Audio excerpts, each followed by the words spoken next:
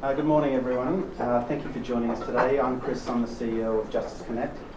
I'd like to start by acknowledging the traditional owners of the land on which we meet, the people of the Kulin Nation, and pay my respects to elders past, present and emerging. And thinking about the struggle to fix fundraising laws, I've been thinking about recent news stories about the campaign to save the Djab Wurrung birthing trees. A group of traditional elders and a coalition of allies stood up, camped out and saved the trees.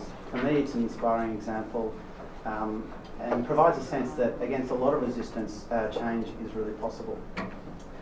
Before we get started, I wanted to say that, look, we're thinking about holding this event at Justice Connect and it would have looked very similar. The breakfast would have been the same, the view would have been the same, but at the same time, we allowed Freehills to host us. Jokes aside, what a fantastic spot. It's a nice way to start the day with such a beautiful breakfast, to have this kind of conversation, and Herbert Smith Freehills and Alice McDougall have made this possible, so thank you very much.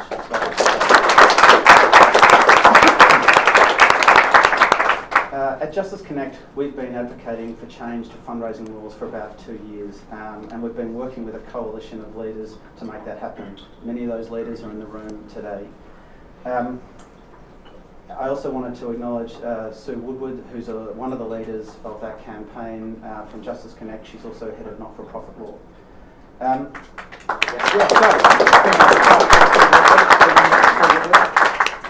Every week in the media we hear reports of this massive amount of technological change. Our laws need to keep up with that change. We know that charities are looking for a slice of the donor pie, but at the same time we're experiencing economic downturn and charities are doing it harder than ever before. They have to demonstrate more impact. How are they going to do that? Where are they going to find those funds? We need to find a balance between protecting donors from unethical and unscrupulous behaviour, at the same time as really trying to not waste precious funds on unnecessary red tape. So we know that compliance is diverting about $16 million away from charities, and this has a direct impact on achieving purpose, on helping people, on making a real difference. I think that's an important point to emphasise. So it's not just regulatory change for the sake of it. This has a real significant impact on people and the community organisations that are trying to help them, and we're going to hear from people today about what that impact looks like. Today we're going to hear from two leaders in the field. We're going to hear from Tanya Burston, who's the head of mycause.com.au, and Associate Professor Wendy Scaife from the Australian Centre for Non-Profit Studies at QUT in Brisbane. An early start for Wendy. So after the keynote presentations, it's over to the panellists. They're going to share their points of view. You're going to have the opportunity to ask some questions and share your point of view. And we're going to wrap up with some homework for you all. The bios for everyone should be in front of you. So we're not going to go through a whole lot of detail, but we can assure you that it's an amazing lineup. We hope to leave you pumped for reform and in the lift by 9:30 today. So I've got a trusty dinger, which sounds a bit lewd really, but I am going to keep people on time. And for those who are socially minded, and who isn't these days, if you're tweeting, you're going to find Twitter handles on the bios, but also, as ever, we're going to be using the hashtag #FixFundraising. So it's now my honour to kick off today's forum with a keynote from Tanya Burston. Tanya has been a fantastic supporter of fixing fundraising. She's been advocating for change at the coalface.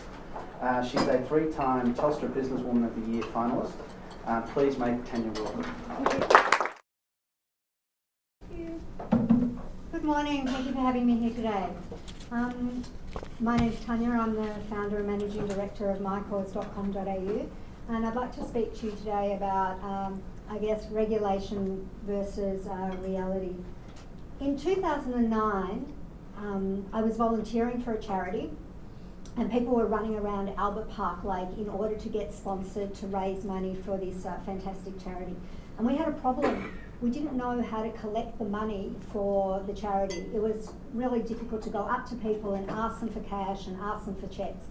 And after that experience and seeing that problem, I looked overseas and saw that there was a better way, and I founded mycause.com.au. In the first year, we took $86,000 or so, and that was then. Now we've raised over $100 million for charities. Not only do we raise money for charities, but we're also Australia's largest crowdfunder for personal causes. We have raised millions of dollars for people in need as well. The regulatory environment that we started with was a non-existent environment. There was no such thing as crowdfunding. There was no such thing as online fundraising. The word crowdfunding, by the way, did not even exist. That's actually a new word. So we had to develop contracts between us and our charity partners and develop ways of doing things to try to fit into the environment. Now we have over 4,500 charity partners, and we have a kind of a bird's eye view of their difficulties, because they talk to us about about trying to, they ask us, I guess, on how they should comply with regulations. They ask us for our advice, and we can see the difficulties that they have. In addition, I am the chair of two charities, a PBI called Helping Friends in Need, a public benevolent institution, and a public ancillary fund, a PAF called the My Cause Gift Fund. So we also do our own compliance, and in fact, every year we do about 24 pieces of compliance, which means we have a staff member that is employed part-time just to work on compliance. So given our relationship with charities, of course, the state of play we understand well with the ACNC, and which you all understand very well, I'm sure, so I don't need to really talk about. And as you know, all charities register with the ACNC. Personally, from a work point of view, we find the ACNC really valuable. We find the resources valuable, and we use them and comply. The compliance in the States, so the kind of the state of play in the States, and varies so much between the states. It causes us and our partners a lot of complications. To be fair, Victoria is a great state to live in terms of compliance. We're really, really lucky. Both Victoria and New South Wales only have to register every 5 or 3 years. You have to provide an annual information statement every year. And where it gets a little bit tricky is that in Victoria, if you want to raise over $20,000, that amount's just been put up, I think, you need to get a licence. In New South Wales, similarly, if you want to raise over $15,000 for a charity, you need to get a licence. If you want to raise money for a person, so that's for your sick family member or friend or so on, you also need to get a licence in both the states. In Victoria, we're kind of lucky because they say, it doesn't matter about the charitable purpose. If you're raising money, you need a licence. And in fact, I've been told on the phone by an operator, if you're rattling a tin, online or offline, it doesn't really matter. You still need to get a licence. In New South Wales, they're a little bit confused, and when you ring them up and say, do I need a licence, they give you the charity forms to fill out. And when you take that charity form and you say to the operator on the phone, but I can't fill this out because I'm a person raising money for my sick friend. I don't have a board, and I can't fill out the board members. They say, I'll just leave that bit out. And then when you say, I don't have audited reports, they say, I'll just leave that little bit out. So actually, they don't even have a form that's effective for this purpose. So that's where they're trying to put, I think, a square peg into a round hole. Once you get to Queensland and WA, it really starts to get a lot more complicated. Registering your charity in Queensland means that you have to advertise in the newspapers in Queensland. That's quite expensive and can be burdensome on some charities. WA, your registration goes to a committee and they will decide if your charity is worthy of being in Western Australia, even if you are ACNC registered. If you want to fundraise for a person, you're basically not allowed. They don't have a form for it. They don't have a way that it can work. It's sort of so outside of their regulatory environment that I guess they kind of ignore it. They say you're not allowed. So in my point of view, I think that regulation of charities assumes that the charity is the fundraiser. But I think times have changed. Back in the day, yes, I guess that's the case where the charities were creating all of their own fundraising opportunities. But nowadays, with the online environment, people are fundraising for a charity. the charity is actually no longer really the fundraiser. It's the person that's the fundraiser. When somebody is fundraising through a platform in Australia, remember how I said earlier you have to get a license, right? Well, of course, all these people running around the MCG are not getting a license. That's because when you go through a platform, all of the licensing is taken care of by the relationship between the platform and the charity. So the charity has a signed contract with the platform, and the user creates an online profile, including their street address and phone number. They create their fundraising page, that's sent to the charity, and ergo, it's under the charity's license. Why? Because the charity can basically say, please take this page down, we don't like this page. So effectively it's all underneath their license. So that's where the Australian platforms are really helpful. If you were fundraising for a charity and you didn't want to go through a platform, so you're doing it offline, you would either have to get permission from the charity to be under their license, or you have to go and seek your own license, which has its own problems. So let's take the example of Max. Max is riding his bike from Melbourne through New South Wales up to Brisbane. So he's going to cross 3 state borders. He's fundraising for a very well-known and well-licensed and well-loved Victorian charity. He's probably he doesn't know how much he's going to raise at the moment, and let's say he's doing this online. So he is actually covered by the charity's license. So this charity is licensed in Victoria. But Max is riding his bike and he's now passing through Sydney, New South Wales. Does the charity require a licence for New South Wales with Max riding his bike there? Is Max actually fundraising in New South Wales, or is he fundraising in Victoria? And then he gets up to Queensland. Does the charity need a licence in Queensland? Is he fundraising in Queensland? Is it where he's located? Is it where his donors are coming from? What happens if all of his donors, once he's in Queensland, are actually from Victoria? Or is it where he lives, where he's based right now, or is it where the internet lives, which is everywhere? So I think these are the sorts of questions that fundraising in the new reality, which is basically online and on the internet, which basically is not even a new reality, let's face it, it's a standard reality nowadays, poses when an organisation is trying to figure out where they need to be licensed. So I think that platforms are assisting with the regulatory environment, because when a person's fundraising for a charity on an Australian platform, they can be assured that that platform has an agreement with the charitable partner, that the pages are all verified, and that the platform is taking care of fraud control and risk. Similarly, when a person is fundraising for a person, the platform is taking care of verification and fraud control. And you might ask, why am I talking about people fundraising for people, so personal cause crowdfunding in this space with these people in this charity environment? And the reason I want to talk about it is because the activity is the same. When you are fundraising for a charity or you are fundraising for a person, it's actually the same activity. So what we're doing is we're regulating the beneficiary, we're regulating the charity who's probably not even doing the fundraising, who's the beneficiary. But we're not really regulating the activity, which I think is the core thing. And so just back to that verification point as well, and that fraud control. The platforms have a real reason to verify and control fraud, and that's because they take all the risk. So I think we're doing an important job. Talking about platforms, let's move on to the foreign platforms. So the big two, your GoFundMe and your Facebook. There's a war going on at the moment, and you're in the middle. And that war is between those two major platforms who both want to be the giving layer of the internet. That's a quote from Rob Solomon, head of GoFundMe. They want to be the giving layer of the internet. And you know what? They're getting there. They are enormous overseas companies.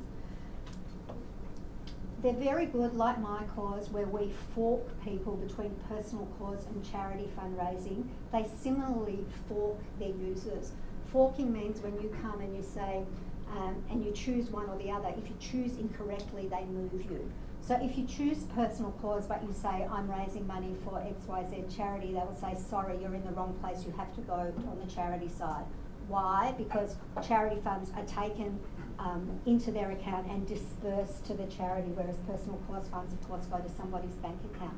So this forking is a really important part of what we do and what these overseas platforms do. I've tested quite a few of them. They're doing quite a good job. The bigger platforms are using artificial intelligence to do this job. You can sort of kind of cheat the system, but it's quite hard to cheat the system. So I think on balance, they're doing quite a good job in forking people in the right direction. So why forking is important is because you don't want people taking charity money into their own bank accounts. If your supporters are fundraising through either of those big two, so we were talking about licensing before, well, we don't have to worry about that because there's only one entity involved, and that's the PayPal Giving Fund. So all funds go to the PayPal Giving Fund, which is a public ancillary fund, a PAF, and then they're dispersed to the charity. There's a lot of problems that I'm sure that any charities in the room have already encountered in terms of not being able to access your data, slow getting money, all of those sorts of things. But it's only the one entity, the PayPal Giving Fund, that actually needs to comply in Australia. So I think we need to change the conversation. And I think we need to ask who is the fundraiser, not who is the beneficiary. And the big question and the big reason for regulation is, of course, to avoid misconduct and make sure the funds get to the intended beneficiary. So how do we ensure that the funds get to the intended beneficiary and reduce fraud and misconduct? And also, what sort of compliance and remedy is there for overseas operators? Our current laws are not based on conduct, as I've mentioned, but more on regulation and reporting, in my opinion. And as we know, the cost of hours and money trying to comply is a real burden on organisations. And I think it fails to contemplate where people are fundraising outside of the charity's licence. The definition of charitable purpose between jurisdictions differs, varies widely, or doesn't exist. And clearly it doesn't support cross-border or digital fundraising. And with an environment that's so complex, I think it actually forces accidental and even complicit non-compliance. And we've talked about what state are you in. So as mentioned earlier by Chris, I am an advocate for fixed fundraising because I think that the state-based regulations are burdensome and don't necessarily make a lot of sense. I'd much rather see a scenario where behaviour is, monitored in the case of bad behaviour. And we could have a stronger, smarter and simpler environment. Thanks, Tanya. The concept of being forked is a bit new to me. Not entirely comfortable. 24 pieces of compliance, a staff member to administer it. You do have to wonder, why do we make it so hard for people to support organisations doing good work? We have Wendy Scaife from the world-renowned Australian Centre for Non-Profit Studies at QUT in Brisbane. Wendy has made an extraordinary contribution to analysing decades of ATO charity data. Please welcome data guru Wendy Scaife.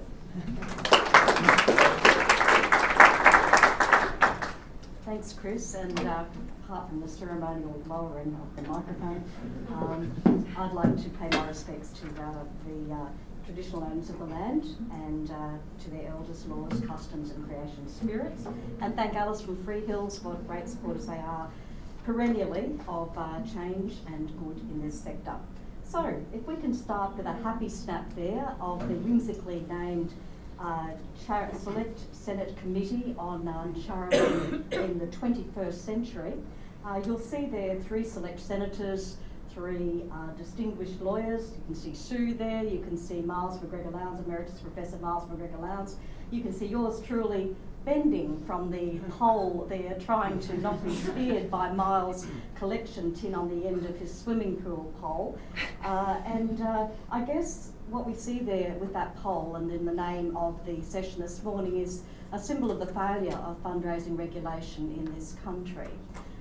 So I guess that we would love to see as a time when we don't really need to worry about the danger of collecting from the top of stagecoaches from the second story. We would love to see a time where WA regulation doesn't consider World War II the current war.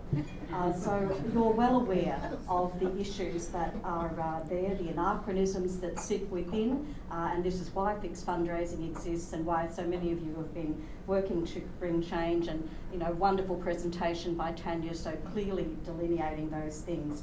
Alas, I am no lawyer.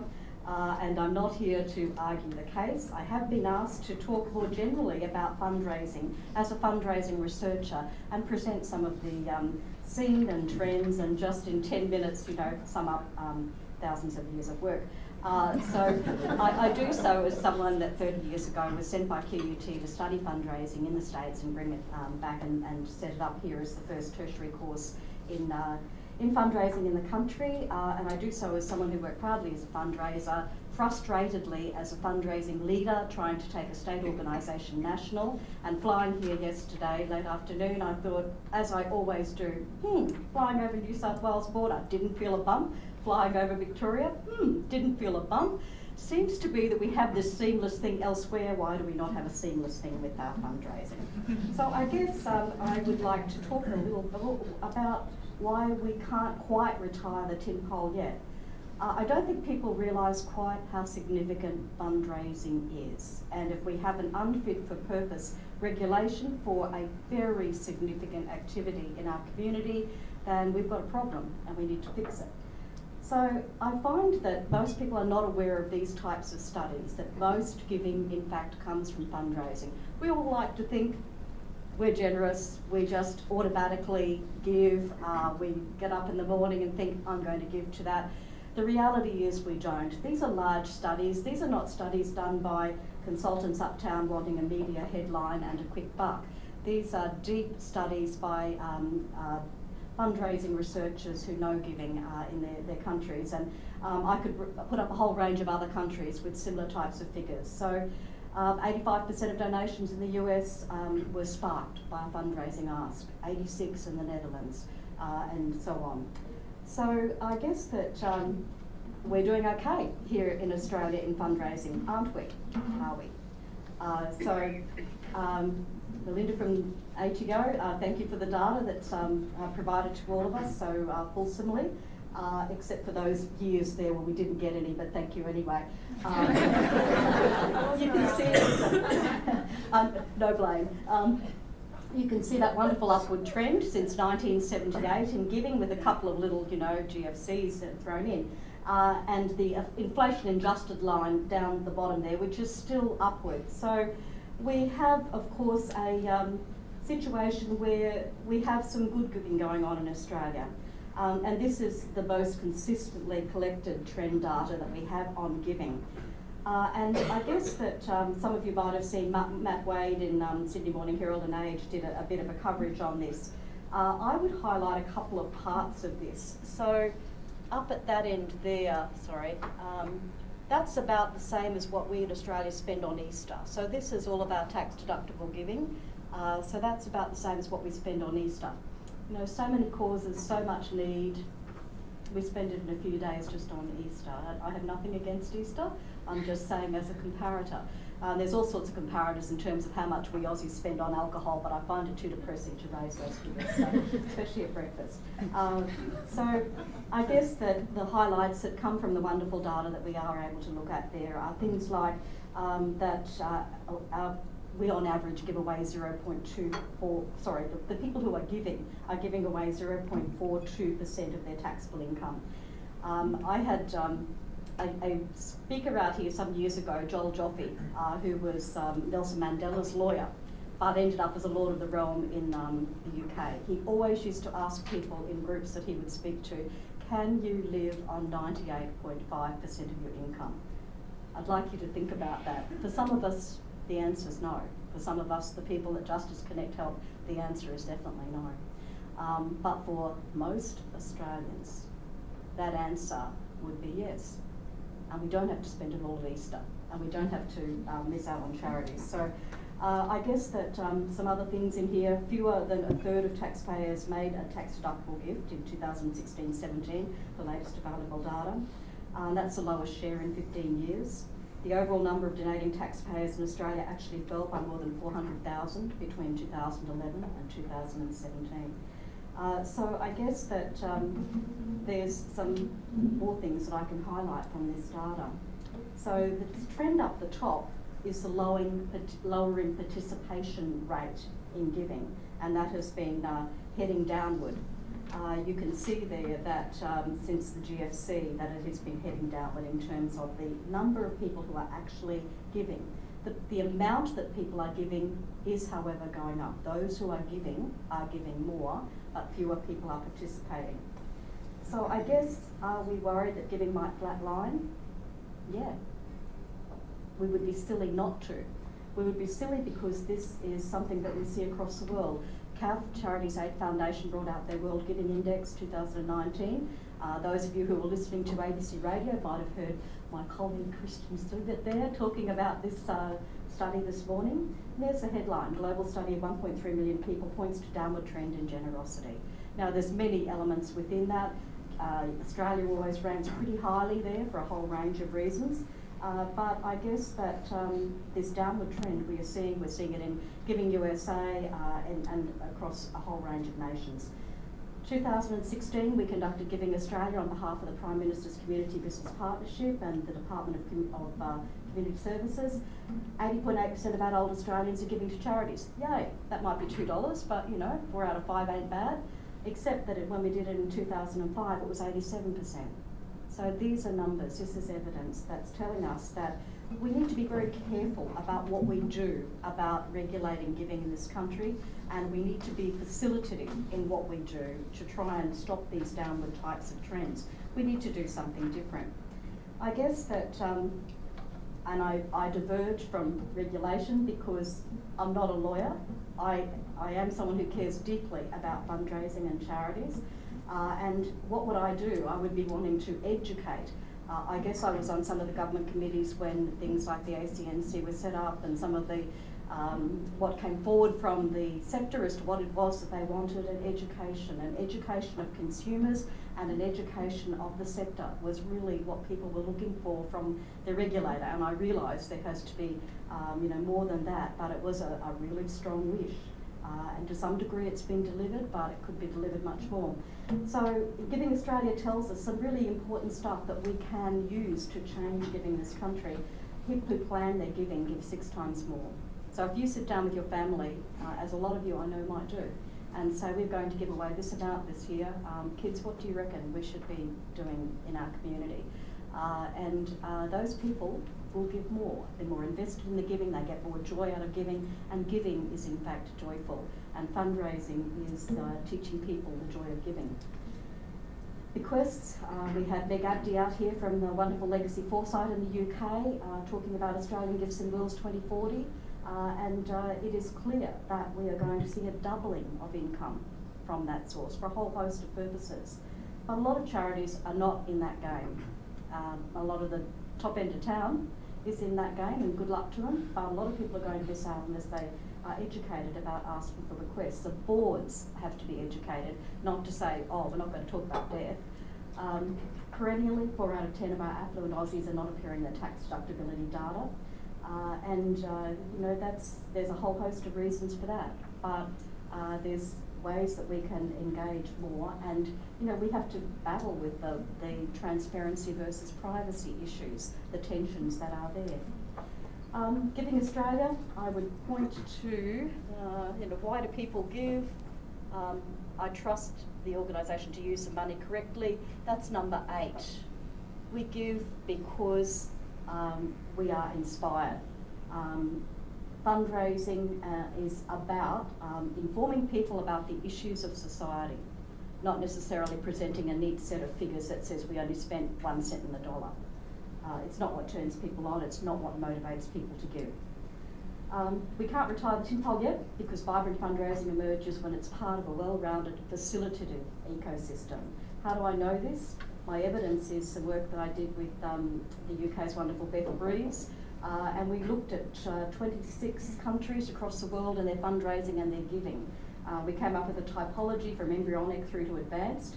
The only nation that sits in advanced is the US, and I'm often asked about the differences between Australia and the US in giving. And what was one of the key differences in the advanced is that there is good support for the promotion and regulation of fundraising. I'm not suggesting that the UK has it right totally with fundraising regulation. I don't know any nation that does, but it's certainly better than what we have here. So fundraising data gives messages, it also gives demands, and I hope that we've presented some of those today. I don't think young Miles is retiring that poll anytime soon. We did use it as, when he did retire, we did use it as a guard of honour. We had 6 when he walked through, and he slashed at them as he walked through those, which was a beautiful picture. But I commend Justice Connect on the work you're doing, and invite you to find out more from us. We have lots and lots of free information, and we love to give it out.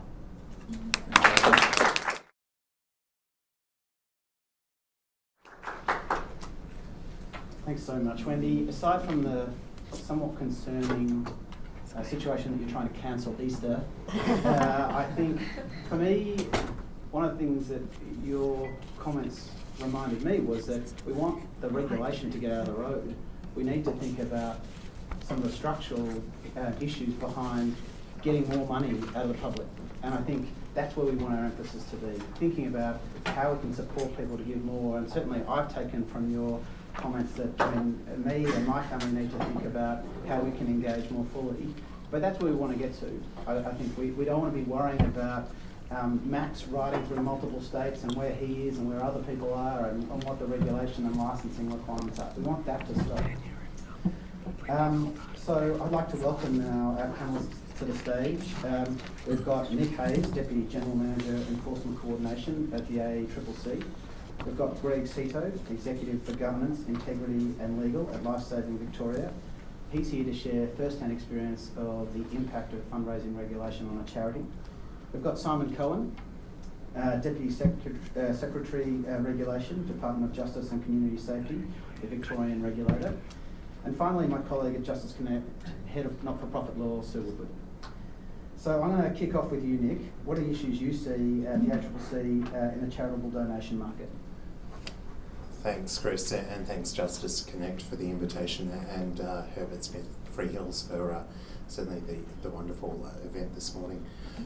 From an ACL perspective, I think I can't really go much more beyond what Tanya said in her presentation. The Australian Consumer Law does apply. When we're talking about the actions for not-for-profit businesses, fundraising, some of the charity issues. At the ACCC, we are, like Simon, responsible for the administration of the Australian Consumer Law. And what we see from time to time is those issues, certainly the interrelation between the work of the ACNC and the Australian Consumer Law. From what we are seeing coming into our organisation, it is certainly some of those issues around misrepresentation to consumers and businesses about what the money is being collected for, where the donations are going to. And in some ways, we're also seeing businesses take advantage of the reputation that they can gain by being partnered with or working with a charity organisation. We have a couple of investigations which, timing-wise, it is unfortunate. They hopefully will be concluded and there'll be announcements before the end of this year. But what we have seen is businesses looking to get a competitive advantage in the way in which they are marketing their business. And what that involves is representing that if a consumer buys from that business, a certain donation or money will go to a particular good cause. Now, that would be great if the money does go to that good cause, but what we are seeing is evidence that that has not occurred. I think that's slightly outside of what Tanya was talking about and a little bit outside of what Wendy was talking about, in that direct fundraising charity space, but it does have that broader impact on the way in which businesses in this space or not-for-profits in this space actually operate. The other issue which we are seeing is concern, certainly from consumers and other groups, about the marketing of the marketing of a particular fundraising organisation in the way in which they are very much out there working with commercial partners and advising that money will be going to a particular cause. And when we see that issue, the money does go to that particular cause. It is really the volume of money that is going to that particular cause. And there are a lot of concerns that come directly to us at the ACCC about where that money is actually going, and it then deals with that interaction between the governance arrangements and the representations that are made to the public. I'm not sure if it's simplistic, but I think you're very concerned from an ACCC perspective about how the money comes into the business rather than the disbursement of funds. I think that is our simple tool and triage approach that we take to assessing whether or not it is an issue that the ACCC should be looking at, or whether it's something that's governed by another regulator. I think there is some good guidance out there, and certainly partnerships, certainly with the ACL regulators, is quite important, but also partnerships with the ACNC to ensure that we can work in a collaborative way to address the issues. And I might pause there, Good on Chris. you, Nick. Thanks for that.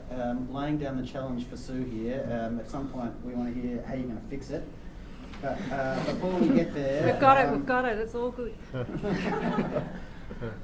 So over to you, Greg. But while I'm very keen to hear about your experience as a Disney lifesaver, I didn't think that was a thing that actually existed. Look at your bios. It happened. Today we're keen to hear about your first-hand experience as a charity and the impact of these fundraising rules. Oh, thanks, Chris. So, just to provide a bit of context, I'm with Lifesaving Victoria. We're the state body, or we're the state centre for lifesaving in Victoria itself.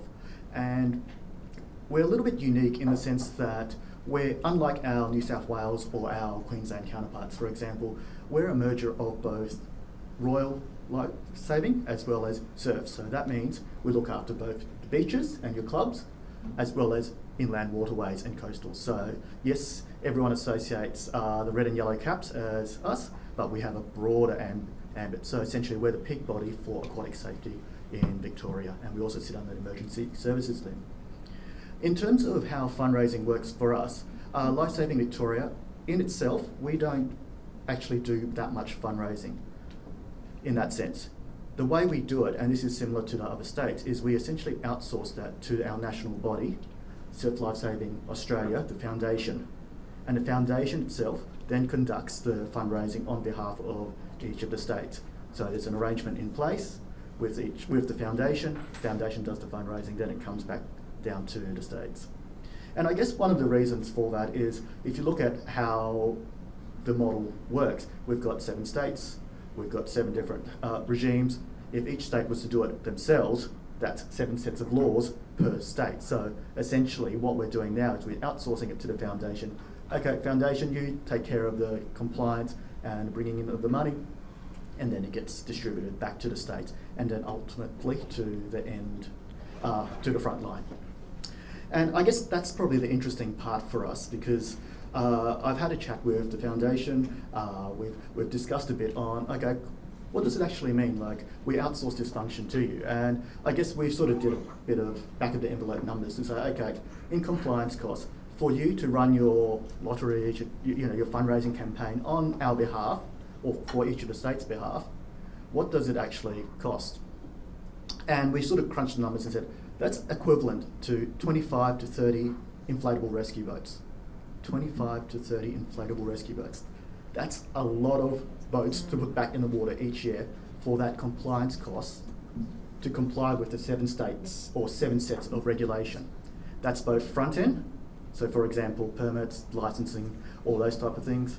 Back end, so you're reporting your acquittals across 7 different states, and then obviously the tailoring of that, the marketing collateral and everything else like that. So I guess from our perspective, having allocating resources to those, the inefficiencies in the systems, if we could alleviate that in some way, that would, get right down to the front line. Like those resources could be reallocated to our core purpose, to prevent aquatic injury and death across Victoria and ultimately Australia. I guess the other analogy I draw there, or if I sort of put it in real terms, is we sort of crunch the numbers in terms of what does that mean in terms of, say, lifeguard hours. And what I mean by that is, at LSV we have both volunteers, so our 35,000 volunteers, but there are some areas where it's not financially viable for a club to sustain itself because of lack of volunteers, but there is a huge demand for lifeguarding services there. So we essentially hire lifeguards to go and patrol that particular area, that waterway or beach. And that cost of compliance equates to almost 10,000 lifeguard hours. 10,000 lifeguard hours per year just on complying with 7 states worth of regulations. And I think diverting that fund, we're not saying we shouldn't have to comply, that's far away from the message. It's about making sure it's efficient. The purpose of the regulation is to protect consumers. If that purpose can be achieved in an efficient way, i.e. I don't even know the word for it. It's not duplicated, it's septicate, whatever whatever that word is, 7 times.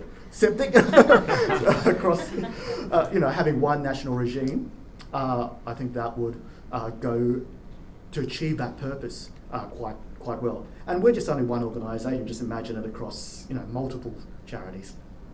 Good on you, Greg. Thanks for that. Aside from making some kind of observation about the government and stopping the boats, I might not make a comment like that. But the point that we made at the start about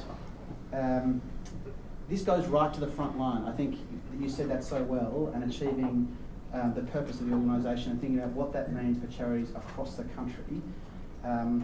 It doesn't feel any more significant, the fact that we're talking about boats and people who are actually physically saving people's lives. So now over to you, Simon. Can you provide some reflections from the Victorian regulator's point of view? Yes, of course.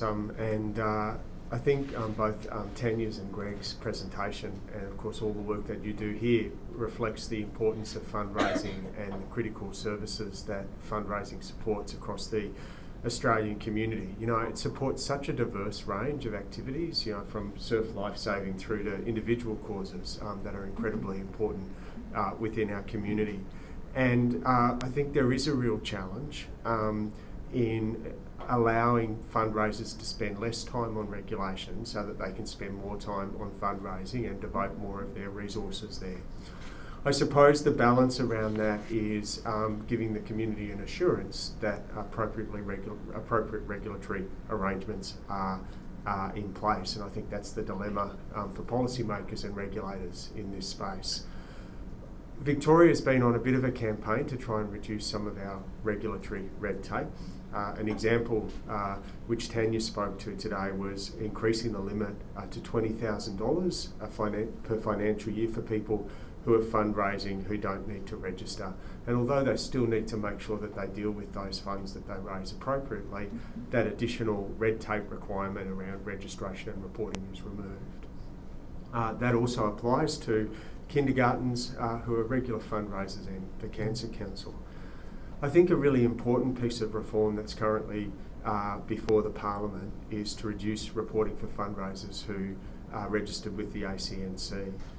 If that bill, the Consumer Legislation Amendment Bill, passes, it will amend the Fundraising Act to enable fundraisers registered with the ACNC to be deemed to be registered to fundraise in Victoria, and they'll no longer be required to lodge annual reports in Victoria. And I think that again is an important reform. It doesn't focus perhaps on individuals who are raising, but it does deal with some of the issues around some of the larger fundraisers. And of course that reform for us builds on some changes that were passed in the last term of Parliament to enable incorporated associations who are also registered with the ACNC to leverage off those arrangements as well. But I think it's fair to say that we, of course, identify many other opportunities to reduce red tape. I can tell you there's a working group of regulators down the eastern coast who are looking at how we can reduce red tape, recognising the Queensland, New South Wales, Victoria triumvirate, that there's an opportunity maybe to reduce a bit of the air turbulence there for fundraisers. And I think we are in Victoria on the record in saying that we think that there is a real opportunity to have a look at how the ACL can actually provide an overarching framework for the regulation of fundraisers. In that respect, I'd note that Victoria has had some success in our own regulatory efforts in that space, and probably Belle Gibson's the best note around that. You know, a fundraiser who was being misleading and deceptive, who was engaging in unconscionable conduct, and where we were able to use the ACL as the primary tool to be able to actually bring to light the conduct in that matter. So we see a range of opportunities moving into the future to see how those can be further reformed and further reduce red tape for fundraisers. Good on you, Simon. Thank you for that. I'm feeling some positivity, some green shoots. So now over to you, Sue. Oh, okay, where do I go with that? Well, I would say that, well, firstly, thank you to our guest speakers and my fellow panellists. With the possible exception of them and a few of you in the room, charitable fundraising regulation is not seen as an either hot or sexy topic. And because it's not hot, it's not on the political radar. It's shunted between state and federal governments, and we did not even get on the agenda of the last Consumer Ministers Forum. But never fear, the Fixed Fundraising Coalition, some of whom I'm very proudly here today with, we're a coalition of sector and peak bodies, and we're still working to change that, and we are not deterred. So I wanted to make 3 observations, being the last on the panel. I think more articulately, Greg has explained that more lives could be saved. More lives could be saved with drug and alcohol services. More lives could be given through crisis accommodation. More trees could be planted to stop erosion of creek beds. And we could do that if the right people were in the room with the right determination and the right authority. And we could get this sorted now. It was done nearly 2 decades ago for business to bring about a truly nationalised corporations law regime. And the starting point of that was a heads of agreement that was signed in Alice Springs in 1990. So I say, let's book the accommodation now. Because it is actually hard to imagine that any minister or government official wouldn't want to go to Alice Springs in June.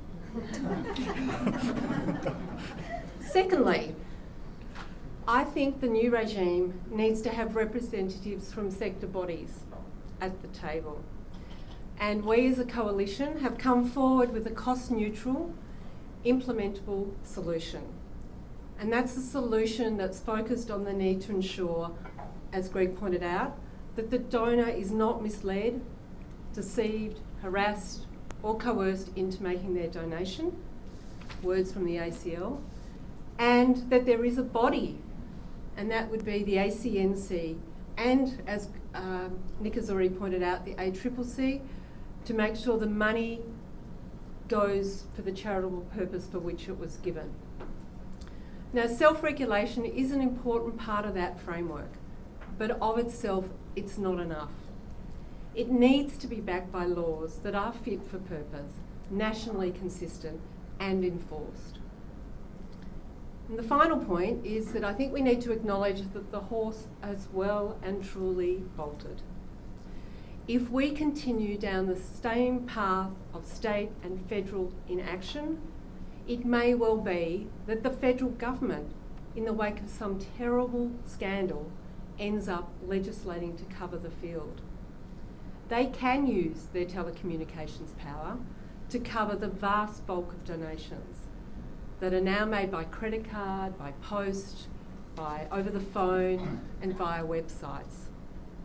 It is no longer via tins on poles. But our view at Fixed Fundraising is that it would be better to retain the state regulators as part of that regime via the Australian Consumer Law. that gives us a vehicle to ensure that at the local government level, where there's face-to-face fundraising, we'll have the local government involved. Then we would have all states, so we wouldn't have to worry about if the Queensland and WA got on board because they're already on board with the consumer law. So all states and territories working with the ACCC could be focused on the practices, as Tanya said, on the behaviours, any unethical behaviours, no matter who is doing it and no matter where they are based. And we would have the ACNC as a specialist charity regulator for the registration and the reporting, which is necessary for transparency, and for the data sharing, so that they can share the data securely with the states, the ACCC, and in some cases, with the police. And I think we need every politician to realise that there are votes in this. Charities, their employees, and their volunteers are the lifeblood of every electorate. And as a postscript, if the men's sheds can do it, I reckon we can too. Thank you.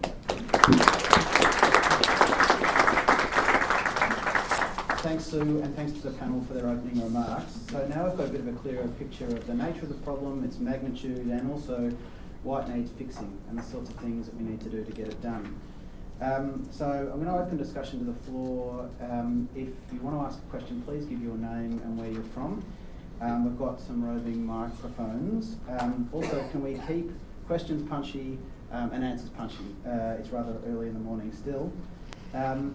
So does anyone want to jump straight into it? Sometimes it takes a little while to warm up. I'll kick off with a question for you then, Simon, but get ready because it's coming your way. What are we still doing here? I was talking to Alice about this before. It's just been years and years and years. You know, you talk about policy-informed decision-making. Why are we not getting this done? How do we fix this? How do we not come back here in 2 years' time kind of going, we know the answer. Why isn't it happening? Yeah. Well, I think the first observation I'd make is that it is, in essence, apolitical systems that have to be aligned in order to achieve reform in this space. You can't go it alone in a Victorian perspective, and what you can try and do is look for the incremental reforms that actually make it easier for charities to do business, and that's been a real focus of the work that we've done in Victoria. I think the second element of it is actually identifying the right vehicle to take it forward. Victoria's view has been that the ACL looks like it could be the right vehicle to take it forward. There have been some guidelines that the ACCC's led developing, that Victoria's supported, that provide a framework around that. There's a promise to undertake a review around how all of that's working, and I think that provides a real prospect to have a look at whether the efforts of fixed fundraising and others around a harmonised approach around fundraising can be taken forward. But I would reflect there is a real sensitivity around how fundraised funds are used. You know, people are nervous to make laws that might reduce the protection for those who donate, and they regard that very seriously. So I think getting that balance right, demonstrating the effectiveness of other arrangements, providing for an opportunity of a proper review of how the ACL can do the heavy lifting in that space, and as Sue has reflected, having a look at that interaction between Australian consumer law and the charities law overseen by the ACNC, I think it provides an opportunity going into the future to actually see whether the sorts of changes that the sector is seeking can be achieved. Great, thanks, Simon. All right, who's ready? Thank you. Good morning. Peter Hills-Jones from the Public Fundraising Regulatory Association. So we're members of the Fixed Fund Fundraising Coalition, so thanks for hosting this event today. My question is, across Queensland, New South Wales and Victoria to varying extents, we have a situation where the state governments are basically asking charities to provide information about really how they're spending their money. That's fine. Many of the charities work with commercial fundraising agencies, and in all three of those states, we're now in a position where the state government is effectively asking charities to defend their investments with commercial fundraising agencies. So my question really is, do you think, anyone on the panel think that civil servants are best placed to second guess the decisions, the commercial decisions of charities? Whoa, good one. Who's going to catch that? Dare I? I would say from a Victorian perspective, we don't see our role as to second guess those matters. What we would say is our role is firstly to make sure there's transparency in relation to those arrangements. So that's the way in which those matters are reported publicly, for example, through annual statements and the like. Secondly, to ensure that if there are issues that give rise to conduct that's in breach of laws, that we're in a position to be able to deal with those matters. So through both our own regulatory efforts and through the complaints and other information that we receive in our work. But we certainly don't see our role as regulating who gives what to whom, provided those frameworks that are set out in both the fundraising law and the ACL, and of course in criminal frameworks, are complied with. All right, so Jared over there in the middle. Oh, sorry. Oh, sorry, Alice. First, then Jared. Yep. It's Alice McDougall from Herbert Smith Freehills. I have a question for Nick in relation to the investigations. Obviously, I understand you can't be too specific, but I'm really interested in, has there been any role for the state-based legislation or regulator in relation to those investigations? Thanks, Alice. Certainly in one of the investigations, we're working closely with one of the other ACL regulators who also has that combined role in relation to fundraising regulation. We're also talking with the ACNC on one of them. So trying to work out where our role goes and to the extent what level of information sharing and collaboration we can get from other regulators. So that is part and parcel of what we're doing with one particular matter. In another investigation, it is purely done by us at the ACCC, so we're not working with anyone else. We have, I think, some fairly good mechanisms, Simon would agree, in the way in which we share information with ACL regulators. We have a regular teleconference where essentially we will say, we are looking at this, and outline in-depth investigations. So we try to share information and gather information from other regulators through that monthly process. But with one of them, that is the extent to which we've done. We've informed people that we're looking at it. We don't need to work with them, but it does, I think, add to the complexity of an investigation. I think if you look at some of the matters that the ACCC does take on board, we've done a lot of work in the vet fee help space, and they have been very complex investigations because it's been work that we've had to do in partnership with some other regulators, and similarly just the normal process of collecting evidence as well, where we can split it up. I think that's one of our aims, I think, as a group of ACL regulators, is to have those collaborative outcomes where it's not just the ACCC, it's the ACCC and other regulators who have led the action. Thanks, Nick. I think Sue has something to add. Just a quick comment on that. I mean, I think that proves the point.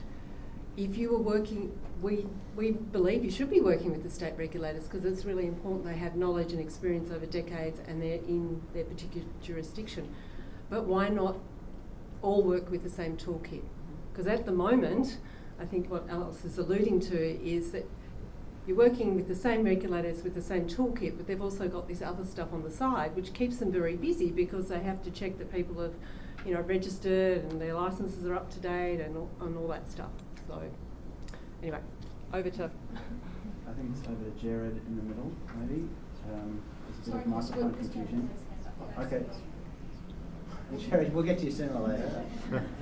I want to preface my question by saying I am a fan of the Federation, but I think that the fact that we still haven't achieved fundraising regulation reform is also, it does represent a failure of the Federation, that we have this rail gauge framework for fundraising regulation. We can't get any progress. And going to Sue's point, and I've looked at this a little bit, I think that unless, and to be blunt, unless the states and territories get going on this, there is the real risk of the Commonwealth just coming in and using their telecommunications power, the corporation's power, to cover the field in this space. So I don't want to sort of pick on you, Simon, but I wonder if there's a sort of is there an awareness amongst the state officials that that there could be a government at some point in time, Commonwealth government, that's hot to trot on this issue, and they'll probably just get tired of having to negotiate and have meetings, etc., and they might just take over.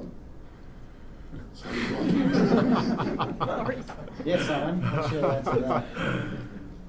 Well, without talking about matters of politics rather than matters of policy, there's no question that in Victoria we recognise the need to try and harmonise within the federal context the work that we do in fundraising. So our reforms have been incremental. I think it's great to see us be able to leverage off the ACNC so people can report once, and we can then leverage off that information for our own purposes. I think that's going to have a significant impact, particularly on national fundraisers who can report through that process. And I think there has been an increased urgency, and I think that's reflected in Nick's comments around how the ACLC can actually be used in this space. So those, to me, suggest a progressive progress, that things are happening.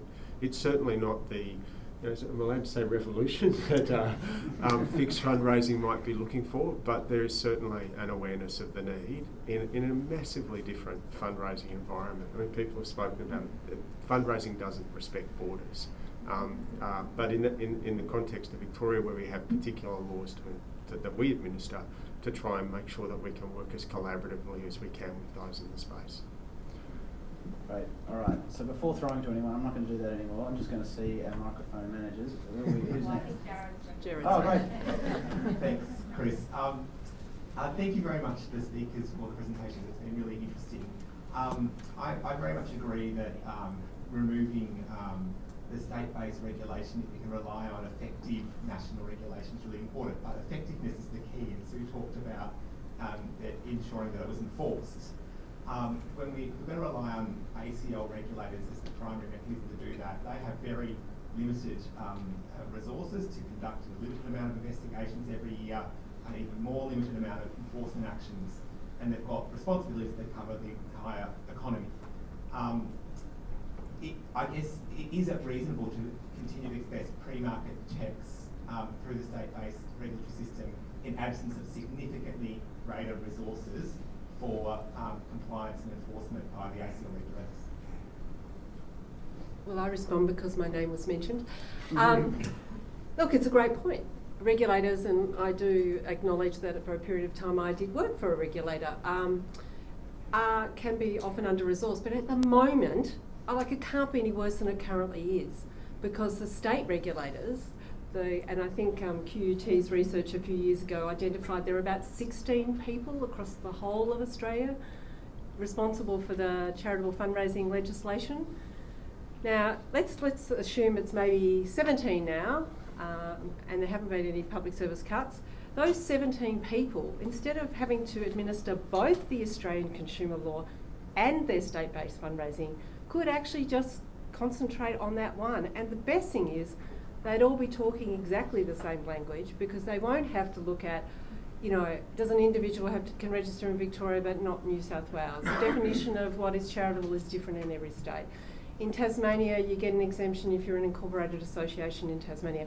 Let's say it, in the Northern Territory, Alice Springs, where I'm booking my accommodation, they don't even have any fundraising laws. So, I agree, there is a resourcing issue, and I think that's an argument that regulators have to take up with the budget process every year. And perhaps there is an argument for more, but actually it can't be worse than it is. So I actually think it's a plus side, it's an efficiency side. Great, thanks, Sue. Just a quick comment then, and then we'll throw one. Yeah, look, certainly from an ACCC perspective, one of the challenges we face is engagement with some of the ACL regulators, certainly not Simon's area or organisation, but I think we often hear that ACL regulators, in some jurisdictions have 60 other pieces of legislation to administer, and the ACL enforcement and compliance efforts come lower down the totem pole, and I do think that that's one of the difficulties that we face as a national regulator at the ACCC, is that in some jurisdictions we certainly feel there is more of an onus on us to regulate on some of the, dare I say, more state-based conduct rather than, looking at the national issues, which is our role. Great, thanks for that. So, over to Adam, yeah? Hi, Adam from My Cause. Simon, you touched on before about Belle Gibson, the case about Belle Gibson that we all know. Would the ACL have still played a part in the case against Belle Gibson if she wasn't selling a product like her book? So the matters in relation to that matter went to the conduct about what she said she was going to do with the proceeds that she obtained in relation to whether she was going to donate them to a particular cause, and there was no evidence that that she had done so, and that certainly brought it squarely within the ACL framework. We haven't tested whether, if it was just a pure fundraising matter, we haven't had just a straight one of those before the courts at the moment, and clearly that's a matter that is one of the areas to be explored in the context of the ACL. But certainly that case looked at a very specific type of conduct. All right, I think we've got time for one more.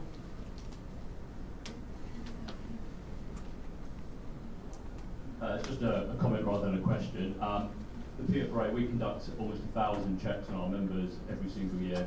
Charities are ready to play a bigger part in a new national framework. Give us a chance, please. Oh, what a great way to finish. Thank you, everyone. Thanks to our keynote speakers and to our panellists. Please join me.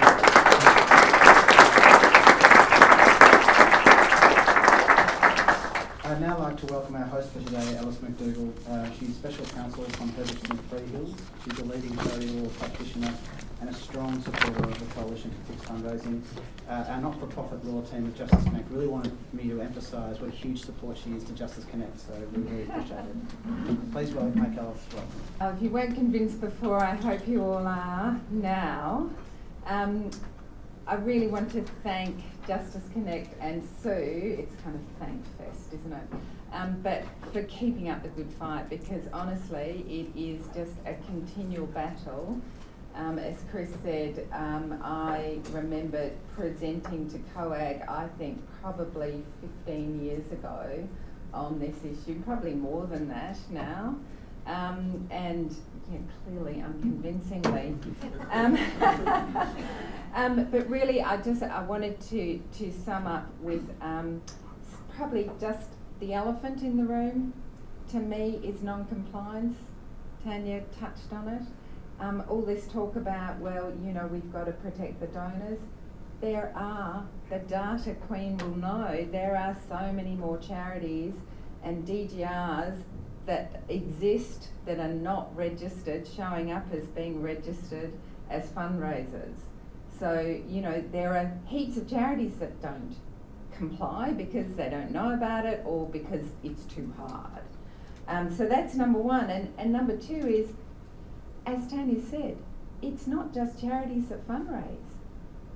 All the non-charities out there fundraising, and what I touch on a lot in my practice is corporates.